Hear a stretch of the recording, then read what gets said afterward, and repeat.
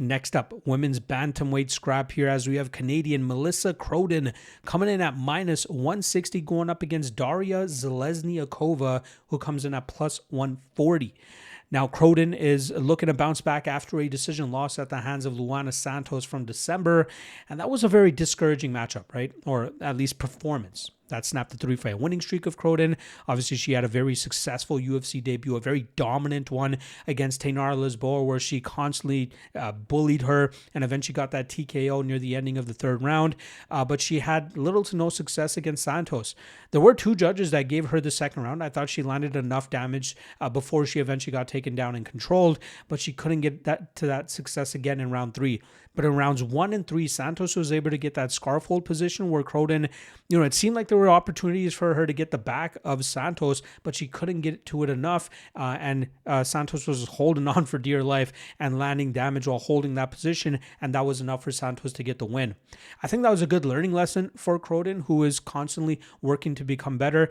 Muay Thai, I believe, is her base, but she also has a BJJ brown belt that she earned within the last 2 years or so. So she's clearly working on the grappling aspect as well, right? She's tall, she's lanky for the division, she's very strong, and I think that's going to help her really bully opponents in certain situations.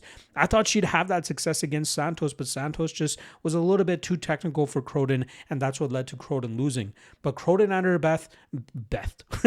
Croden at her best is marching forward, landing her Muay Thai combinations, mixing it up in the clinch, maybe even looking for takedowns now. And I want to see if she can get back to utilizing that type of success, especially in a somewhat favorable matchup here as she goes up against Daria Zheleznyakova.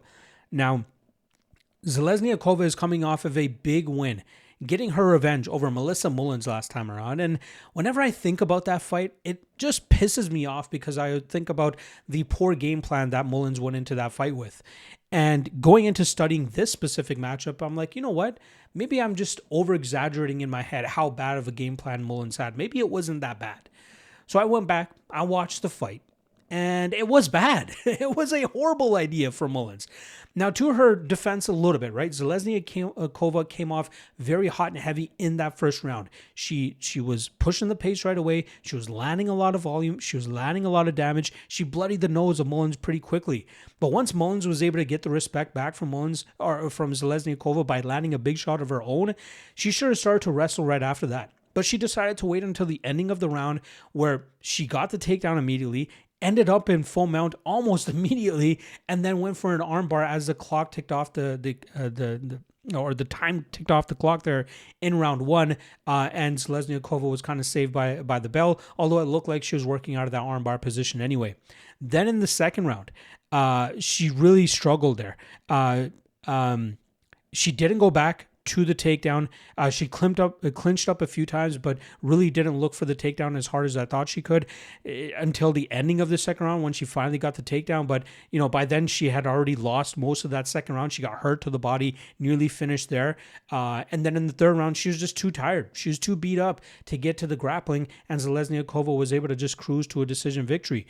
So it was a horrible game plan from Mullins, who had easily defeated Zheleznyakova in their first matchup. She did get bloodied up a little bit in that first matchup, but she got to the takedown pretty quickly, and she was able to get the finish. And that's where we see Zheleznyakova struggle against heavy grapplers, just as we saw with Eileen Perez, who was able to get her lone UFC finish against Zheleznyakova.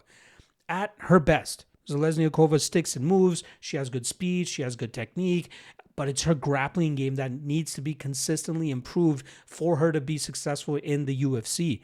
If she can stop takedowns, she'll be a pretty effective striker depending on who she's going up against.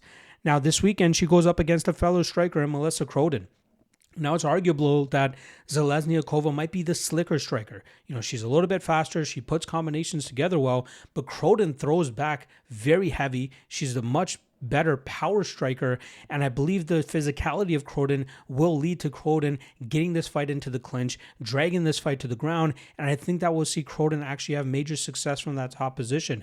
So I'm expecting Croden to be competitive with Zheleznyakova in the striking realm, but I think it's just a matter of time before Croden clinches up, gets off on some Muay Thai knees, some elbows, but I think she's going to be looking to take this to the ground, and I think she's going to be looking for a submission.